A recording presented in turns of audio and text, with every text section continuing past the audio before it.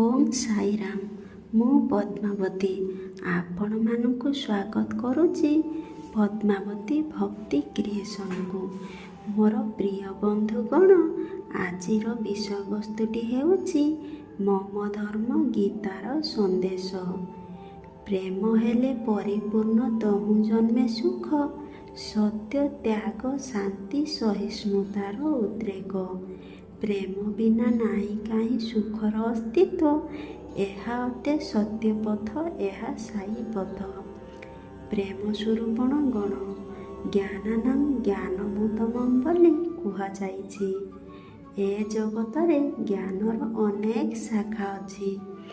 ସେଥିରୁ କେତୋଟି ହେଲା ସଙ୍ଗୀତ, ସାହିତ୍ୟ, ନୃତ୍ୟ, ଚିତ୍ରକଳା ଓ ସ୍ଥାପତ୍ୟ। ଏହା ଛଡ଼ା ଅନେକ ବୈଷୟିକ ଓ ବୈଜ୍ଞାନିକ ବିଭାଗ ମଧ୍ୟ ଅଛି। କିନ୍ତୁ ଏସବୁଠାରୁ ଅଧିକ ଆତ୍ମଜ୍ଞାନ ହିଁ ହେଉଛି ପରମ ଜ୍ଞାନ।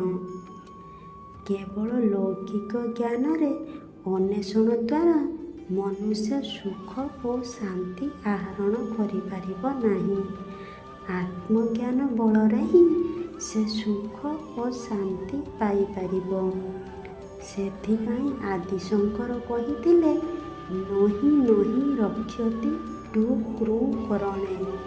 ଲୌକିକ ଜ୍ଞାନ ତୁମକୁ କେବଳ ସାମୟିକ ସୁଖ ପ୍ରଦାନ କରିପାରିବ।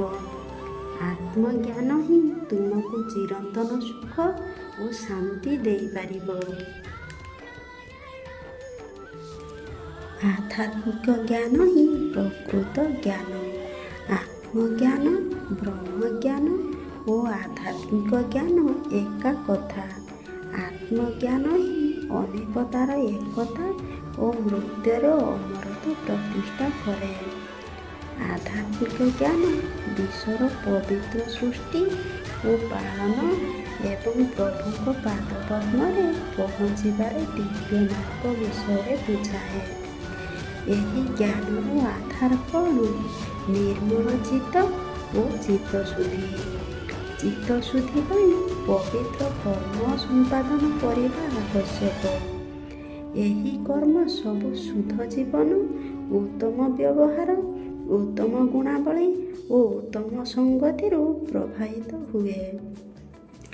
କେବଳ ଏତିକି ନୁହଁ, ମହାଭାରତ, ଭାଗବତ, ରାମାୟଣ, ଭଗବତ ଗୀତା, ଉପନିଷଦ, ବ୍ରହ୍ମସୂତ୍ର ଆଦି ପବିତ୍ର ଗ୍ରନ୍ଥଗୁଡ଼ିକର ଅଧ୍ୟୟନ ମଧ୍ୟ ଏକ ପବିତ୍ର କର୍ମ।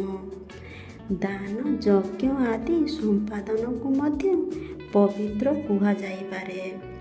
ଯେଉଁ ବ୍ୟକ୍ତି ମୌଳିକ ଜ୍ଞାନର ବିବିଧ ଶାଖାରେ ପାଣ୍ଡିତ୍ୟ ହାସଲ କରିଛି, ତାକୁ ଜଣେ ପଣ୍ଡିତ, ବିଦ୍ୱାନ, ଶିକ୍ଷିତ ବ୍ୟକ୍ତି ଆଦି କୁହାଯାଇପାରେ। କିନ୍ତୁ ତାକୁ ସର୍ବଜ୍ଞ କୁହାଯାଇପାରିବ ନାହିଁ। ଆତ୍ମବିଦ୍ୟା ହିଁ କେବଳ ତାହା ଯାହା ଆମକୁ ଆମର ସୁଖ ଦୂର କରିବାରେ ଉପାୟ ଶିକ୍ଷା ଦିଏ।